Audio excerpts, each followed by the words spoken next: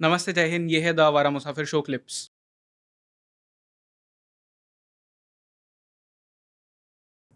But से इनसे लड़ने के लिए हमें भी तो फोर्स की ज़रूरत, मतलब मैन है पावर की ज़रूरत पड़ेगी। है ना। बट देन ये जो बीच बीच में बहुत सारे ओपिनियंस देने वाले लोग अपने ओपिनियंस देते रहते हैं कि अग्निवीर से जितने लोग आएंगे दैट विल हार्म, उसमें से भी 25% रखेंगे। एंड कोविड ईयर्स में हमने क्योंकि एंट्रीज नहीं ली थी एंड एवरी ईयर 60,000 रिटायर होते हैं। इन सब को यही बोलूँगा, to read a book, beautiful book, who move my cheese. There हर एक अपना कंफर्ट जोन में रहता है, तो चेंज हो जाता है तो रोता है। ग्राउंड पे जाके पूछो। मैंने 2 जो रेजिमेंटल ट्रेनिंग सेंटर के बॉस हैं उनसे और 5-6 यूनिटों में बात की है। कहता है इनसे बेहतर रिक्रूट हमें नहीं मिले। Okay. Dedicated and devoted. And unit में तो कहते हैं जो सर्विंग सोल्जर्स को दे are putting them to shame. अभी थोड़ा चेंज ला रहे हैं, शायद 50% लेके आएंगे, बाकी जगह भी उनको वैकेंसीज वगैरह मिल रही हैं। ये भूल रहे हैं कि 73 तक soldiers colour service was only 7 years। वो तो 71 वॉर के बाद 73 में उसको 15 साल किया था और अब 17 कर दिया। ठीक है। और उसका बैकग्राउंड है, रिजर्विस्ट रखते थे 8 साल के लिए। राइट फ्रॉम ब्रिटिश टाइम 7 साल था। तो जिसको पेंशन 7 साल पे जब आप घर जा रहे हो तो आपको पेंशन नहीं मिलता था। पेंशनेबल सर्विस 15 साल था। तो 8 साल आपको एज अ रिजर्विस्ट ज्वाइन करना पड़ता है। दैट मीन जहाँ भी आप काम कर रहे हो आपको 2 महीने आके अपनी ट्रेनिंग करना पड़ेगा सेंटर में, और बाद में कभी बुलावा आ गया तो जाना पड़ेगा। एंड जहाँ पे आप काम कर रहे हो उनको भी हुक्म था ब्रिटिशर्स के साइड में, हमारे टाइम में भी वो होता था कि भाई आप छोड़ोगे इनको। 8 साल ख़त्म होने के बाद एज अ रिजर्विस्ट आपका पीरियड ख़त्म हो जाता था, अब आपको पेंशन मिलता था। ठीक है। अभी आप 4 साल दे रहे हो, your whole age profile of the fighters will reduce. तो where is the problem? But in a war experience ज़्यादा यूजफुल होता है या आपका एक्सपीरियंस तो यूथ? है ना आपके पास। ये तो है नहीं कि सारे केवल अग्निवीर हैं आपके श्योर। पास। तो you have experience soldiers and you have young soldiers. Young soldiers में जोश है, एक्सपीरियंस सोल्जर आपको सिखाएगा कैसे करना है, वो जोश से काम करेगा। I don't see the problem. अगर समझ के करोगे तो अलग बात है। अगर आपको दिक्कत है कि जो पहले see, I will tell you where the दिक्कत कम्स। पहले क्या होता था, there is something called the unit enrolment. तो वो यूनिट का प्रिंसिपल स्टाफ ऑफिसर एजुटेंट होता है, मैंने भी किया हुआ है। पेपर्स आते थे रिक्रूटमेंट ऑफिस से। यूनिट में आपके जो सर्विंग सोल्जर्स हैं उनके रिश्तेदार वगैरह आते थे, उनका physical test, medical test, written test सब हम करते थे और उनको भर्ती कराते थे। कुछ तो एवे गोलमोल कर देते थे, जो अच्छा स्पोर्ट्समैन है उसको भी ले आते थे। ठीक है। क्योंकि ये धांधलेबाजी हो रही थी, उसको निकाल के सेंटर में भेज दिया। तो अब सेंटर में जाते थे आप। अब अग्निवीर में दिक्कत है। अगर आपको आपके बेटे को या आपके रिश्तेदार में जो भी है उसको भर्ती कराना है, he has to prove himself that he is good, फिर रिटेन होगा। अब इनके भर्ती के सिलेक्शन में भी आप कर सकते हो। जैसे मैं ब्रिगेड कमांडर था पंजाब में, तो नाभा में था, तो हमारा रिक्रूटमेंट होना था। तो वहाँ पे एक बड़ा स्टेडियम था, पुलिस वगैरह से बात करके हमने सारा बंदोबस्त किया हुआ था। उसमें लिस्ट में से छांटा कि कितने वर्दी वाले हैं। मैंने इसे वर्दी वाले आर्मी, नेवी, एयरफोर्स, पुलिस, कितने वर्दी वाले लोगों के रिश्तेदार आ रहे हैं। उन सब को स्टेडियम के अंदर बिठाया, उनके रिश्तेदारों को सबको स्टेडियम के अंदर बिठाया। उनकी ग्रुप अलग अलग बनाई जो सिंडिकेट में भागते हैं, और जो सिविलियंस आए थे उनको बाहर रखा था, उनके केवल बच्चे अंदर आते थे और वो भाग रहे थे। ठीक है, इनके खाने पीने का हमने अपने तरफ से अंदर बंदोबस्त करवाया था, पुलिस वालों को भी साथ लेके, हमारे यूनिटों के साथ लेके खाने पीने का, और बाहर के लिए पुलिस वालों से बात करके, एडमिनिस्ट्रेशन से बात करके उनके खाने पीने के लिए, उनके रिश्तेदारों के लिए ये सारे रेडी ठेले खाने वाले के सबको लगा दिया था।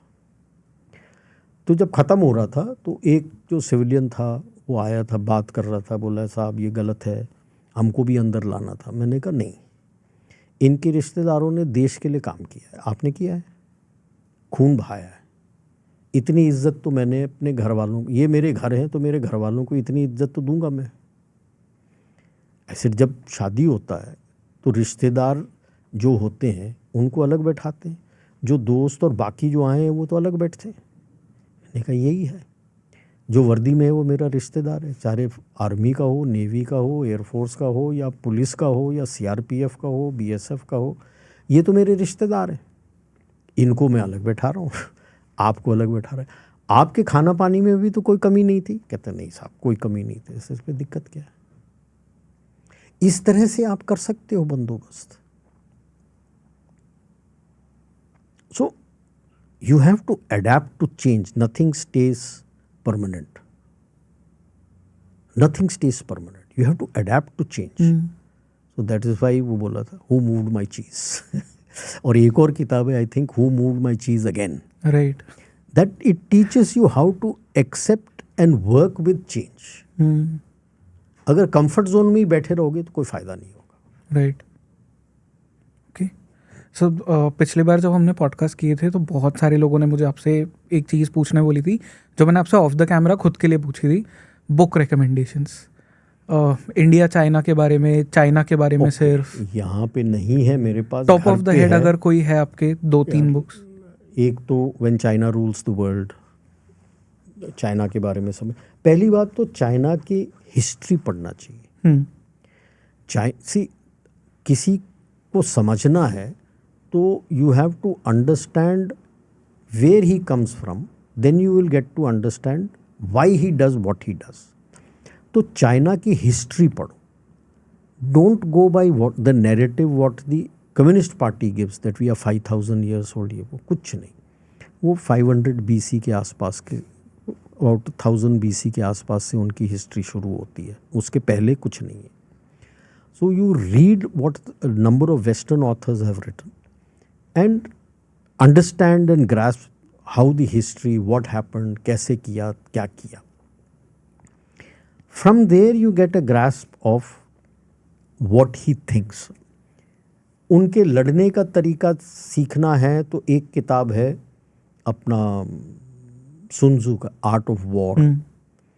फिर नेट पे आप करो 36 स्ट्रैटेजम्स, वो मिल जाएगा आपको कि किस तरह से डिसेप्शन को यूज़ करते हैं। तो देन फ्रांस जैक्स है I think, when China rules the world लिखा हुआ है। माइकल पिल्सबरी का है द 100 ईयर मैराथन। देन इनकी खुद की किताब है ल्यू मिंग फू की द चाइना ड्रीम। जो चाइनीज़ लिखते हैं और उसको इंग्लिश में ट्रांसलेट करते हैं, it's a very Phulari language. China में क्या है,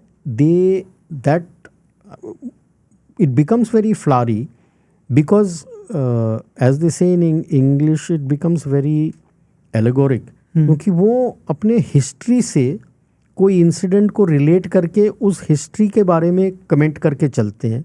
जिसने हिस्ट्री पढ़ा है उसको याद है, वो समझ कनेक्ट कर लेगा राइट क्या बोल रहा है।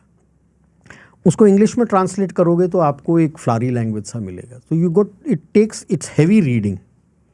देन इनके 2 सीनियर कर्नल्स ने लिखे हैं अनरिस्ट्रिक्टेड वॉरफेयर। तो कुछ एक तो ये किताबें हैं समझने के लिए कि वो लड़ता कैसा है, क्या सोच है उसकी, हिस्टोरिकली किस तरह से रहे थे। लाइक एक छोटी सी चीज़ है Taiwan. Taiwan was never under China, not even under ROC ever. It was called Formosa by the Britishers, and before the Second World War it got occupied by the Japanese.